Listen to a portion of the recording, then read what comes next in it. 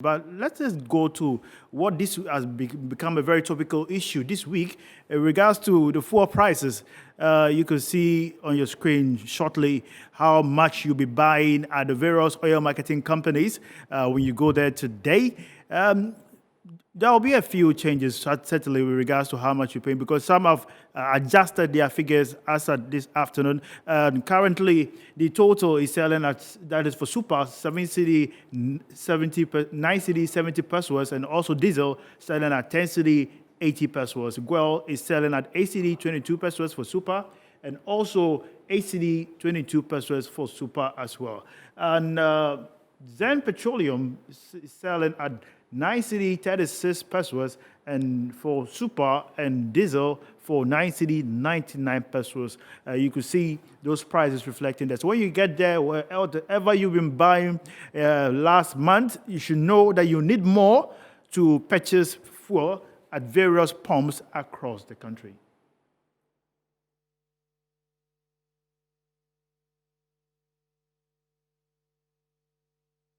You're back here. So we'll still be having the conversation here in studio, but this time around we're moving to the agri sector. Consistently, we've had figures, numbers that Ghana, in terms of food security, we are the best position. But we know we fell from 86th position across the world to now 70 something thereabout. But as to whether economically or domestically we have what it takes to sustain our standard of living.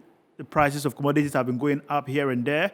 If you go to the market, you buy something today, the next day, you'll be shocked how much you need to repay whatever you used to buy suddenly. But here with me in the studio, I have the founder of AgriWealth, who is Ivan Stere Mensah, with me here in the studio to discuss the case of Ghana's agro-business sector, how thriving it has been, and also what we need to do in order to keep our agri sector revitalized going forward.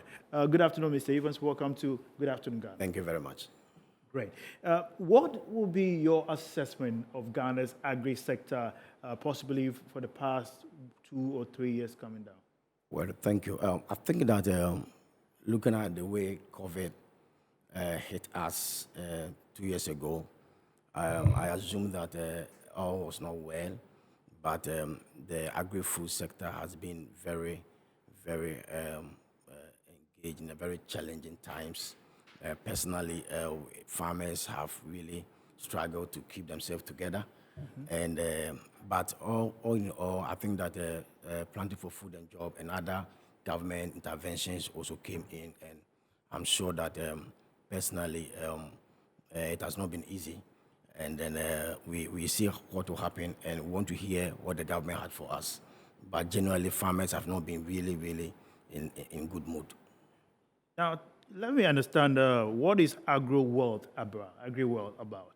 So AgriWealth is about, it's a foundation that is geared toward galvanizing and mobilizing the young people of Ghana towards agricultural productivity and action. I believe that if you look at the population of Ghana's structure, okay, the young people are almost about less than 25, under 25 years of age. And these are the strength of the nation. They have energy, they have a lot of vigor, and we can, if we're able to deliberately galvanize their energies towards a positive action, they'll be able to do much for our country. And I think that that is the vision that I have by mobilizing the youth of the country towards this project. And how is it going so far? We are starting our first meeting conference in Kumasi, KNUST, called the Ghana Youth Summit, Agriculture Summit. That is to say, we want to drive the narrative and see how the trends are going in the agri space, and how we can be able to position every youth in creating career and employment in that space, and also to be able to ensure food security going forward. I mean, as you can see, the agribusiness sector is facing so many challenges based on the conflict that is happening in Russia and Ukraine. And I can tell you that going forward, it's going to be a very serious matter.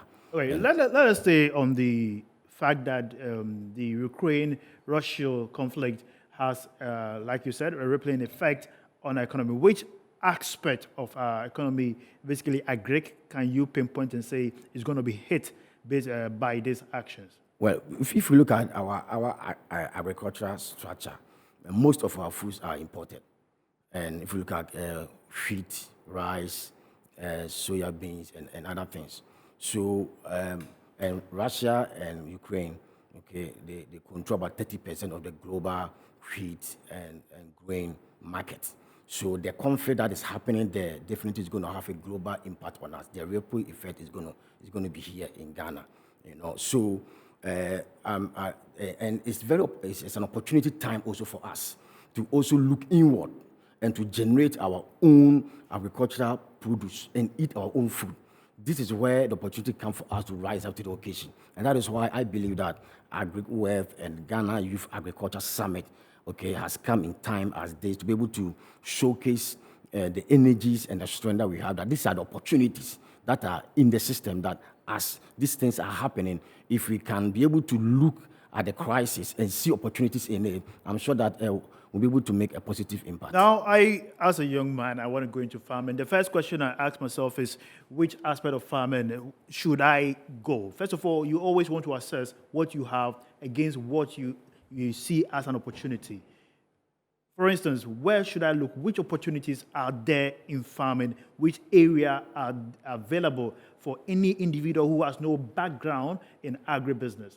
Yeah, so I think that, first of all, research and development is important, especially in the age of technology. And I think that we need to have a lot of information in the system. Personally, on the ground, the information that we have are very, very scanty in terms of which are the improved varieties, which produce or crops, okay, sell very well, in terms of demand and supply. Okay, so the way our agri sector is structured somehow is very problematic. But I think that there's also a way out. And the way out is that this time it presents an opportunity for us to see that every other crop or commodity in Ghana is viable. The opportunities are there. For instance, I do cassava, and I see cassava as one of the greatest commodity that we can industrialize and make Ghana a very big exporter of cassava. You know, because if you look at the derivatives in cassava alone and what it can do, the starch alone. Last about 2 years ago, Ghana imported almost about 300 tons of starch. And starch alone, the kind of value that starch gives to our society, it's enormous. So if you're able to crystallize, all the commodities and see the value in it, and give information out to the young people that, look, you can go into rice, you can go into maize, you can even go into mechanization, the logistical aspect of it, the value chain. So the opportunities in the agri are enormous, my brother.